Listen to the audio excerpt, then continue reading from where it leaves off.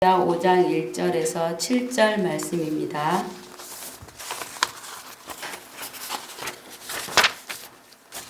열왕기하 5장 1절에서 7절 말씀입니다.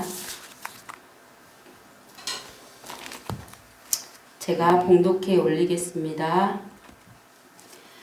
아람 왕의 군대 장관 나아만은 그의 주인 앞에서 크고 존귀한 자니 이는 여호와께서 전에 그에게 아람을 구원하게 하셨음이라. 그는 큰 용사이나 나병 환자였더라. 전에 아람 사람이 떼를 지어 나가서 이스라엘 땅에서 어린 소녀 하나를 사로잡음에 그가 나아만의 아내에게 수종들더니 그의 여주인에게 이르되 우리 주인이 사마리에 계신 선지자 앞에 계셨으면 좋겠나이다. 그가 그 나병을 고치리이다 하는지라. 나아만이 들어가서 그의 주인께 아뢰어 이르되 이스라엘 땅에서 온 소녀의 말이 이러이러하더이다 하니 아람 왕이 이르되 갈지어다. 이제 내가 이스라엘 왕에게 그를 보내리라 하더라. 나아만이 곧 떠날 새 은 10달란트와 금 6,000개와 의복 10벌을 가지고 가서 이스라엘 왕에게 그 글을 전하니 일렀으되 내가 내 신하 나아만을 당신에게 보내오니 이 글이 당신에게 이르거든 당신은 그의 나병을 고쳐주소서 하였더라. 이스라엘 왕이 그 글을 읽고 자기 옷을 찢으며 이르되 내가 사람을 죽이고 살리는 하나님이냐. 그가 어찌하여 사람을 내게로 보내 그의 나병을 고치라 하느냐. 너희는 깊이 생각하고 저 왕이 틈을 타서 나와 더불어 시비하려 함인 줄 알라 하니라. 아멘. 네.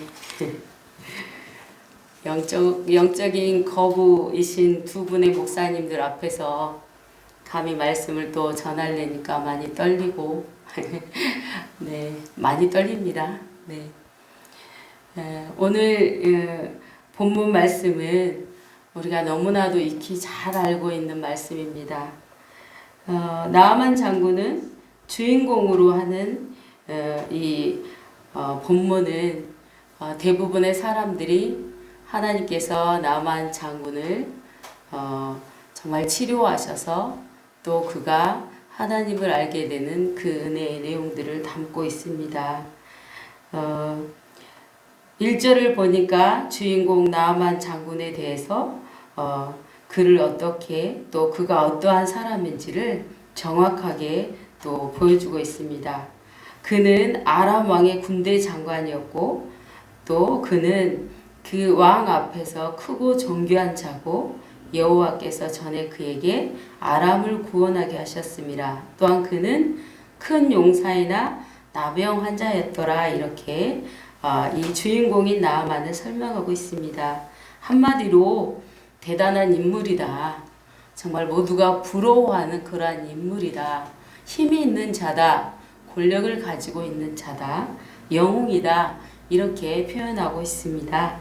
그는 아람 왕의 군대 장관이고 그 주인 앞에서 그야말로 크고 존귀한 자라는 인정을 받던 사람이고 나라를 구한 영웅이다 라고 표현하고 있습니다. 세상 말로 말하자면 그야말로 성공한 사람이다 라고 표현할 수 있겠습니다. 그런데 그는 큰 용사이나 나병 환자더라. 이 부분을 보면서 정말 이 나병은 불치의 병인 것을 우리가 잘 알고 있지요. 나아만 장군의 입장에서는 모든 것이 정말 더 이상 필요치 않을 것만큼 충분하게 가진 자고 또 모든 사람들이 부러워하는 인물이 되었지만 맨 끝에 있는 이 한마디가 그야말로 그의 모든 화려한 무대를 한 번에 어둠으로 확 덮어버린 것과 같은 그러한 표현이 등장하고 있습니다. 그런데 그 나아만은 오늘 한 가지 문제로 인해서 고민하고 또한 고통과 아픔 속에서 살아가는 인생인 것을 또한 보여주고 있습니다. 나아만 장군도 이 나병의 문제로 고민하다가 선지자 엘리사를 만나고 고침을 받았다라는 그러한 스토리의 내용이지요. 2절을 보니까 오늘 본문의 나아만 장군이 아닌 또 다른 한 사람을 소개하고 있습니다. 저는 이제 최근에 말씀을 이렇게 묵상하고 보면서 지금까지 교회를 섬기고 또 예배 시간에 들었던 말씀 중에 우리가 흔히 알고 있었던 주인공보다는 조연에 불과한 사람들은 또 어떠한 역할을 했는지 이런 부분에 참 궁금증이 많이 생겼습니다. 그러다가 오늘 2절에 보니까 전에 아람 사람이 떼를 지어 나가서 이스라엘 땅에서 어린 소녀 하나를 사로잡음에 그가 나아만의 아내에게 수종들더니 라는 말씀이 있습니다. 이름도 없는 소녀가 무슨 일을 했는지 보면 바로 엘리사 선지자를 나아만에게 소개해 주는 것이 전부인데, 그렇다면 이 소녀는 도대체 어떤 소녀일까라는 것을 탐색해 보았습니다. 물론 목사님들께서도 탐색을 많이 해보셨겠죠. 네. 3절 그의 여주인에게 이르되 우리 주인이 사마리에 계신 선지자 앞에 계셨으면 좋겠나이다. 그가 그 나병을 고치리이다 하는지라.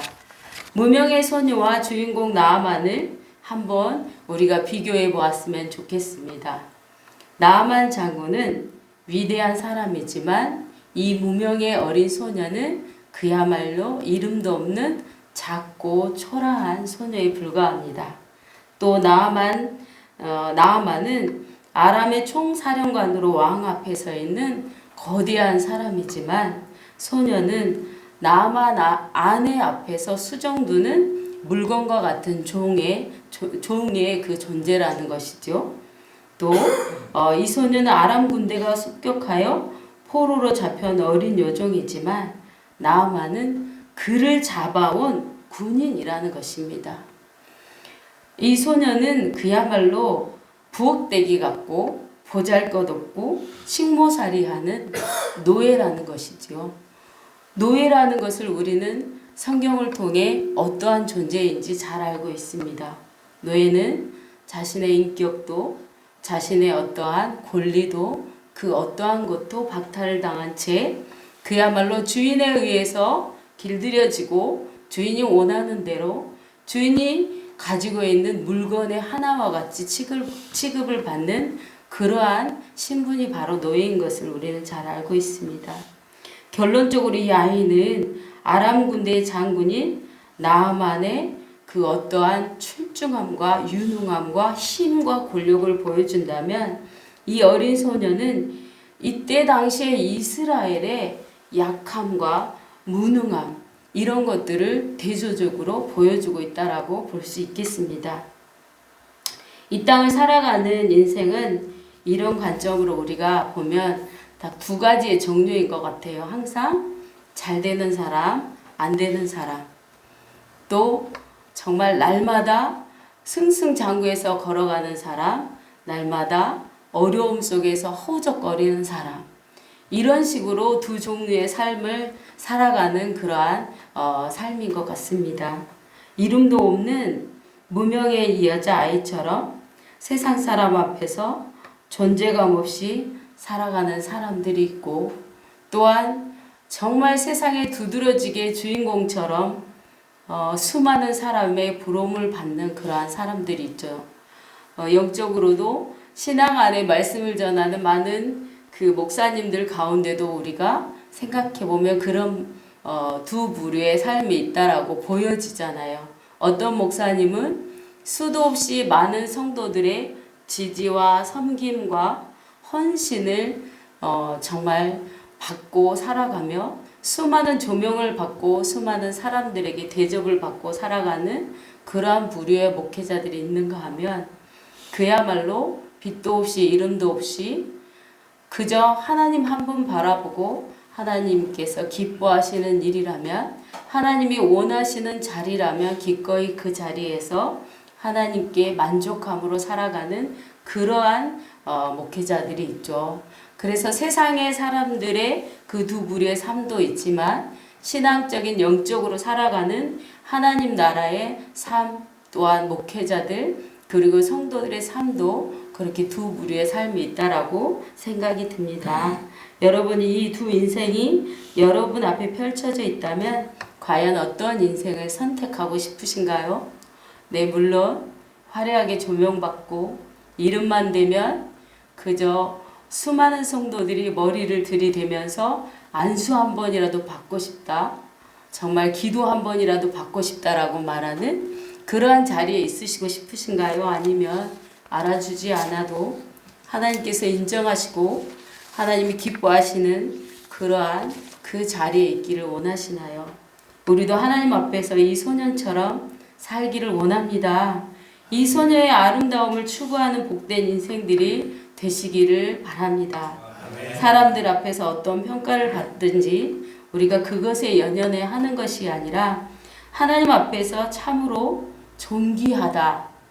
하나님께서 인정하시는 그런 하나님이 인정하는 주인공, 세상이 인정하는 주인공이 아니라 하나님이 인정하는 그런 주인공의 삶을 우리 모두가 살기를 원합니다. 어떻게 하면 그럼 우리는 이처럼 하나님이 원하는 그런 하나님이 인정하는 주인공으로 살아갈 수 있는지를 함께 또 말씀을 통해 보기를 원합니다. 오늘 이 소녀가 본문에서 정말 하나님 앞에 인정을 받게 되는 그 구비된 조건이 세 가지가 있었어요. 어떤 것이었나를 보니까 첫 번째, 이 소녀는 본인에 대해서 그 내면의 아픈 상처들이 치유된 상태를 보여주고 있습니다. 2절을 한번 다시 보면 전에 아람의 사람이 떼를 지어 나가서 이스라엘 땅에서 어린 소녀 하나를 사로잡음에 그가 나아만의 아내에게 수종들더니, 떼를 지어의 오늘을 보면 전쟁을 통해 잡아온 것이 아니라 이때 아람 사람들이 노략질을 해서 이스라엘에 들어와 이 어린 소녀와 또 부녀자들과 처녀들을 잡아갔습니다. 노략질에서 이렇게 잡아간 처녀들을 강제로 또 노예를 삼기도 했지만 부인으로 삼기도 하고, 어린 아이들을 잡아가서 또 이렇게 노예로 삼기도 하는 그러한 상황에 있었습니다. 그래서 이렇게 이 어린 소녀의 입장에서는 그야말로 정말 자신의 인권을 밟고 노예로 삼은 나아만 장군이 철천지 원수와 같은 사람이겠죠. 그렇지 않습니까? 정말 자신의 인생을 망쳐놓은 장본인이 바로 이 나아만이라는 거죠. 나아만 장군이 아니었다면 이 소녀는 그야말로 정말 엄마 아빠의 그 사랑을 듬뿍 받으면서 그 가정이라는 아름다운 행복의 그 공동체 안에서 날마다 기뻐하며 자라야 되는 그런 어린 소녀였겠죠. 그런데 정말 나아만 장군으로 인해 잡혀와서 가족들과 생이별을 하고 아픔과 외로움 속에 살아갈 수밖에 없는 그런 입장에 놓여 있다는 거죠.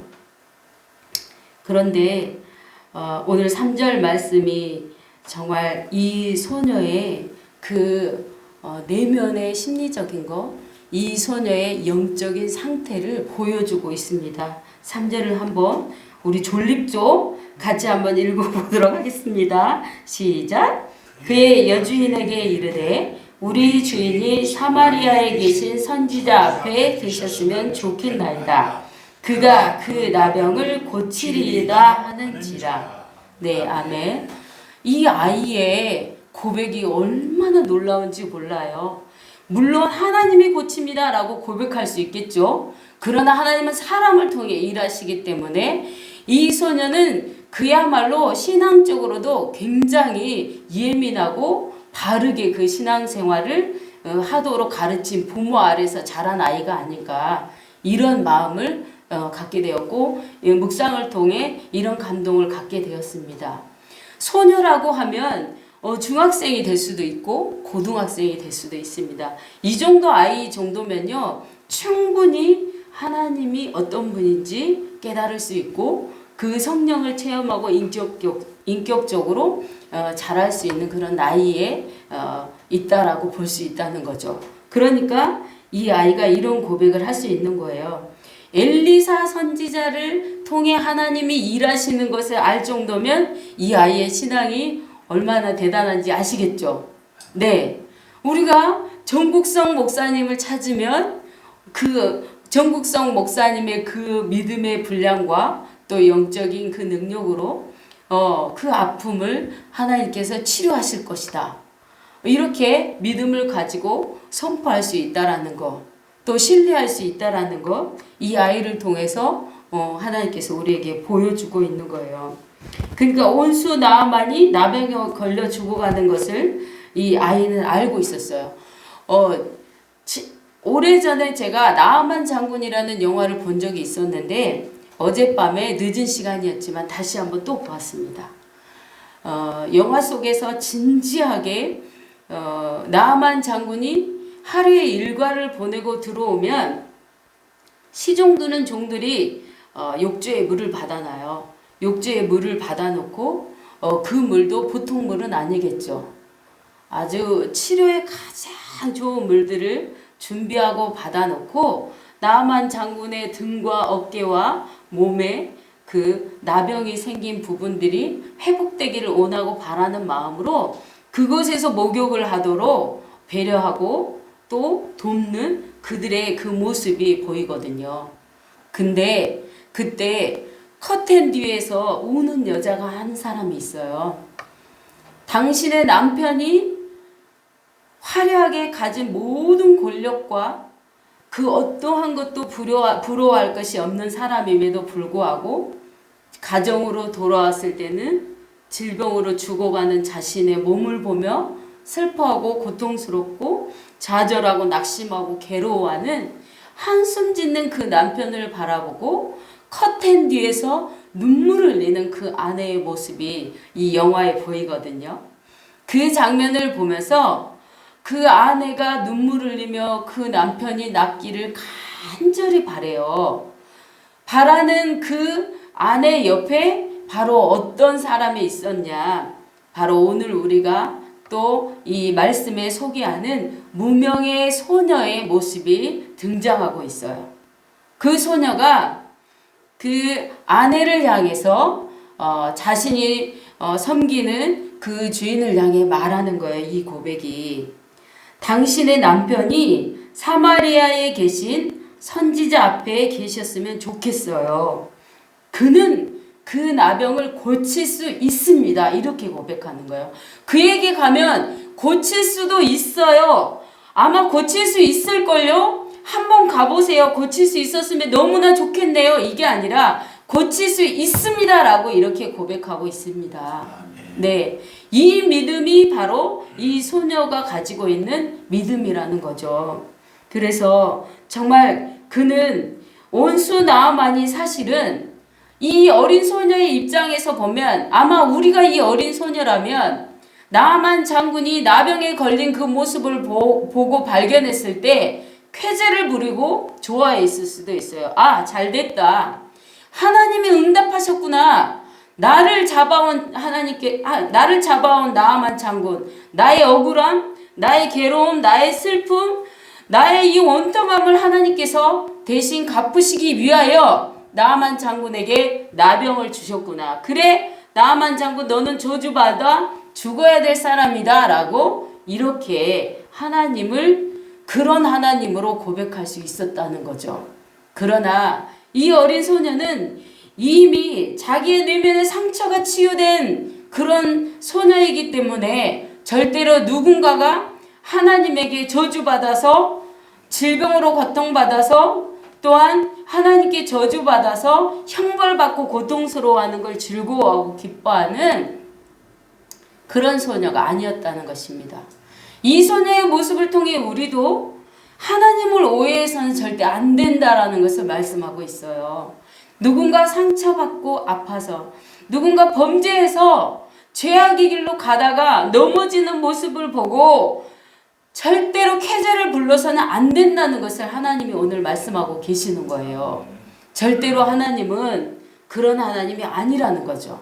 우리가 오해해서 하나님을 그런 하나님으로 포장하고 저 인간은 저주받아 마땅해 내게 아픔을 주고 괴로움을 주고 내게 힘들고 어려운 길을 가도록 만들었던 사람이니까 너는 넘어져도 돼. 교통사고도 나도 돼. 너는 병이 걸려도 돼. 이렇게 하나님을 잘못 전해서는 절대 안 된다라는 것을 이 소녀를 통해 배웠습니다. 3절에 있기까지 정말 이 소녀는 나아만 장군으로부터 받은 모든 울분과 상처들이 다 치유되었다라는 것을 오늘 본문을 통해 우리는 볼 수 있습니다. 여러분, 누군가 여러분들을 힘들게 하는 사람이 있으신가요? 우리도 살면서 힘들게 하는 사람 많이 있었어요. 괴롭게 했던 사람 많이 있었어요. 나만 괴로움 당하는 것 같죠? 아니에요. 저도 이 말씀 묵상하면서 돌아보니까 내가 괴롭게 했던 사람 참 많았구나. 내가 힘들게 했던 사람 참 많았구나. 내가 아프게 했던 사람들은 도대체 누구일까? 나 때문에 잠 못 잔 사람은 누구였을까? 나 때문에 가슴 치고 어찌할 바 몰라서 눈물 흘렸던 사람은 누구일까? 하나님, 그런 사람이 있었다면 이 시간에 하나님 용서해 주세요. 또한 그들을 만져주시고 찾아가 주시고 치료해 주세요. 라고 고백하게 되었습니다. 또한 이 어린 소녀가 하나님 앞에서 인정받을 수 있었던 그 두 번째 구비된 그 조건이 무엇인가를 보니까 그는 하나님을 향한 신뢰와 굳건한 믿음을 가지고 있는 아이였다라는 결론이 나옵니다. 이 아이가 하나님을 진짜 신뢰하지 못하고 하나님을 그 신뢰하는 그 믿음이 없었다면 죽이고 싶은 원수와 같은 이 사람을 치유받기를 원하는 마음이 있었겠습니까? 정말 치유하는 엘리사를 소개해 줄 수 있었겠습니까? 정말 이 소녀는 그 하나님을 신뢰하는 믿음이 있었기 때문에 자신의 여주인에게 엘리사를 소개했고 그 엘리사를 통해 하나님이 치료하시는 것을 온전히 믿고 선포했던 것입니다. 하나님의 능력에 대한 확신이 우리에게도 없으면 이 소녀처럼 정말 하나님이 하신다는 것을 고백할 수 없습니다. 그래서 우리는 그 하나님을 향한 신뢰와 믿음이 굳건해져야 되겠습니다. 그래서 지금도 우리가 믿고 신뢰하는 그 하나님이 언제든지 우리의 고백을 통해 일하시고 역사하신다는 것을 우리가 반드시 의심해서는 안 되겠습니다. 오늘 본문 7절을 보면요. 정말 너무 대조적인 그런 한 사람이 나오잖아요. 이스라엘 왕이에요. 그는 글을 읽고 자기 옷을 찢고 내가 사람을 죽이고 살리는 하나님이냐? 그가 어찌하여 사람을 내게로 보내 그의 나병을 고치라 하고 너희는 깊이 생각해라. 저 왕이 틈을 따서 나와 너그로 시비하려고 한다. 이 어린 소녀와 정말 나라를 다스리고 모든 주권과 그 나라에서 가장 힘과 권력을 가진 왕과 이 소녀를 대비해 보니까 너무 우습잖아요. 왕의 그 믿음이 어쩜 이럴 수 있을까? 정말 이 사람이 왕인가 싶을 정도로 그야말로 졸부같고 찌질한 그런 찌질한 왕 같은 모습이 이 본문에서 보여주고 있습니다. 이스라엘 왕은 인격적으로 우리가 이렇게 그냥 겉으로 보기에는 그야말로 왕의 그 폼이나 이런 모든 모습이 대단해 보이고 그야말로 그는 모든 사람들에게 환영받고 정말 높임을 받는 대단한 사람으로 보여지지만 하나님 보시기에는 그야말로 개미처럼 작은 존재, 아주 그야말로 개미만도 못한 그런 존재의 그 모습으로 하나님 앞에 들어 보여지는 거예요. 우리도 힘들고 어려운 상황이 닥쳐보면 진짜 사소한 문제 앞에서도 하나님 앞에 하나님의 사람으로서의 그 존재, 그 믿음이 아주 옷을 벗겨진 듯이 보여지게 되죠. 그러니까 언제나 우리는 하나님을 신뢰하는 그 믿음의 중심이 조금 더 흔들려서는 안 된다라는 것을 말씀하고 있죠. 여러분의 인생은 어려움이 올 때 어떻습니까? 이스라엘 왕처럼 이렇게 찌질하게 우왕좌왕하면서 어찌할 바 모르면서 야 너희들 전쟁을 준비하라. 전쟁이 일어날 일도 아닌데 전쟁까지 준비하면서 그야말로 그 함께 있는 사람들을 무지막지하게 힘든 곳으로 이끌어가는 그러한 삶의 자리에 있지는 않으십니까? 그렇게 살아가서는 절대 안 되겠죠. 나로 인해 내가 어떠한 그 공동체를 이끌어가면서 나의 한마디의 말로 인해서 함께 가는 많은 사람들이 정말 나의 입술에 그 고백 하나로 어려움을 당하고 고통 속에 휘말리는 그러한 문제를 일으키는 지도자가 되어서는 안 된다. 절대 이런 지도자가 되어서는 안 되겠다라는 그러한 제 모습을 또 앞으로 또 제가 그러한 사람이 되어서는 안 되겠다라고 고백을 해보았습니다. 여러분 3절을 한 번만 다시 제가 읽어드리겠습니다. 그의 예주인에게 이르되 우리 주인이 사마리아에 계신 선지자 앞에 계셨으면 좋겠나이다. 그가 그 나병을 고치리이다. 소녀는 여주인에게 그가 반드시 고친다라고 고백하고 있습니다. 정말 우리도 하나님이 하실 것을 말만 하는 사람이 아니라 하나님이 우리를 통해서 증거되어지기를 간절히 소원합니다. 또한 이 어린 소녀가 하나님 앞에서 인정받을 수 있었던 세 번째 구비된 조건이 바로 이것입니다.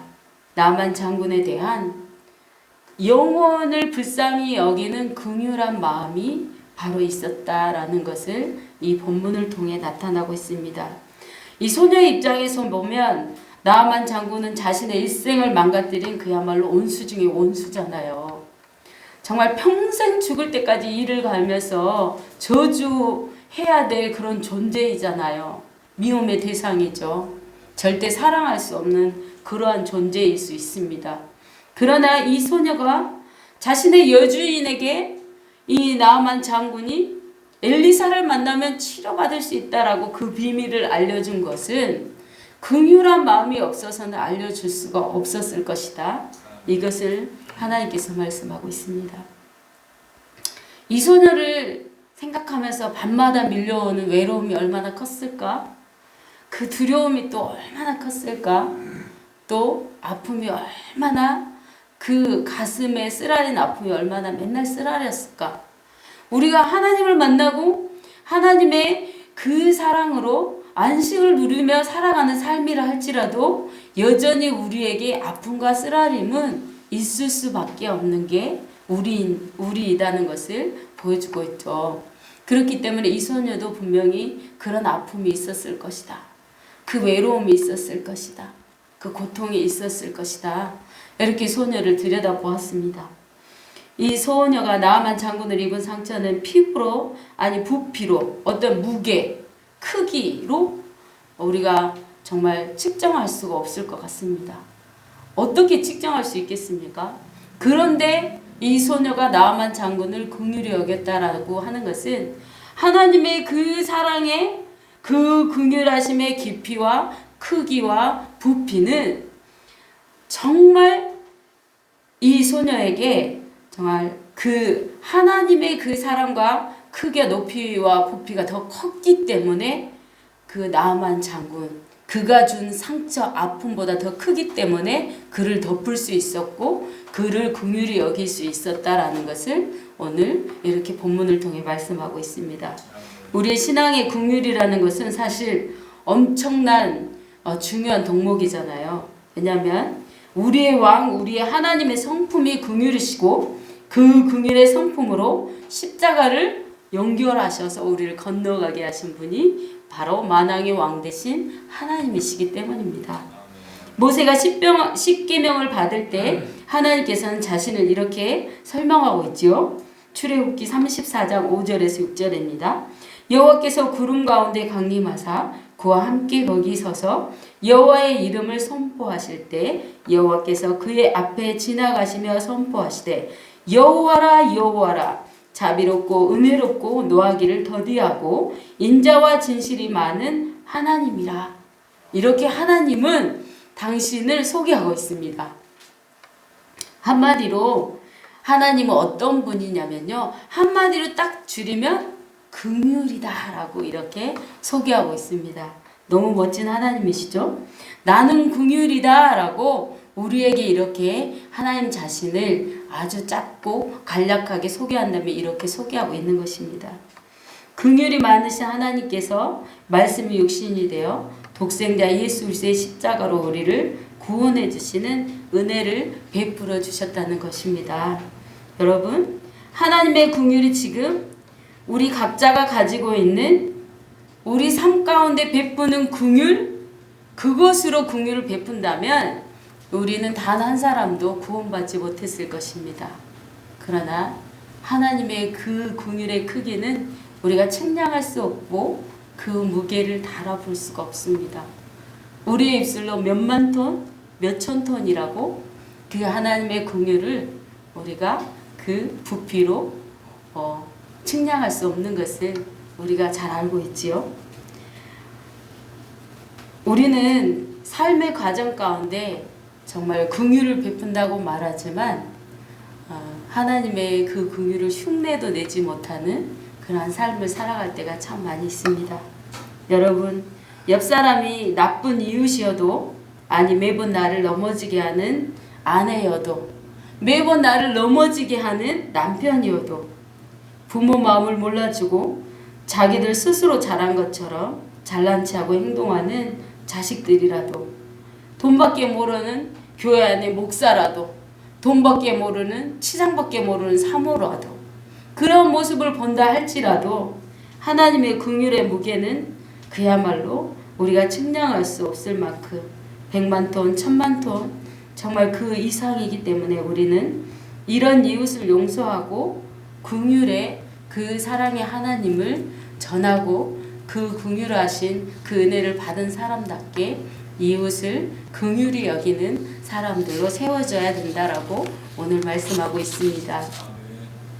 그러기에 우리 모두에게는 하나님의 긍휼하심이 일평생 우리의 삶의 여정 동안 필요합니다.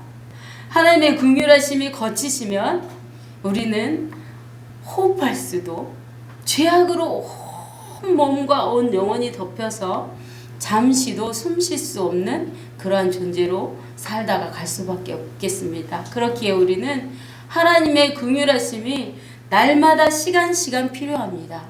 또한 우리뿐 아니라 이 땅에 세워진 교회들 가운데도 하나님의 긍휼하심이 너무나도 필요하고 이 나라 대한민국 안에도 하나님의 긍휼하심이 거쳐서는 절대로 안 된다라는 것을 우리가 잊지 않고 기억하고 기도해야 됩니다.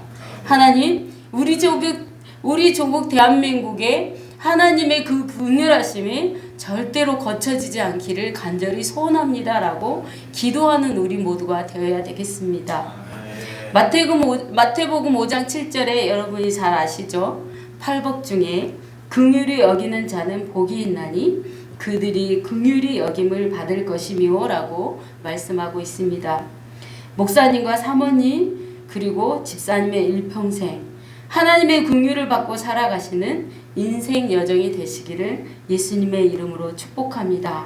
또한 삶의 모든 영역에서 하나님의 긍휼을 온전히 삶을 통해서 흘려보내시는 목사님들과 사모님과 집사님 그리고 제가 되기를 원합니다.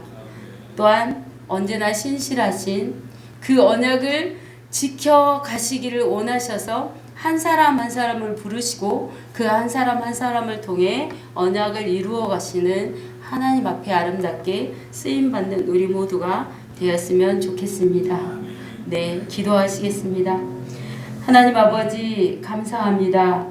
이 세상에는 하나님 나라를 위하여 이름도 없는 무명의 소녀처럼 자신을 드러내지 않고 오직 하나님의 이름을 드러내는 많은 사람들이 있습니다.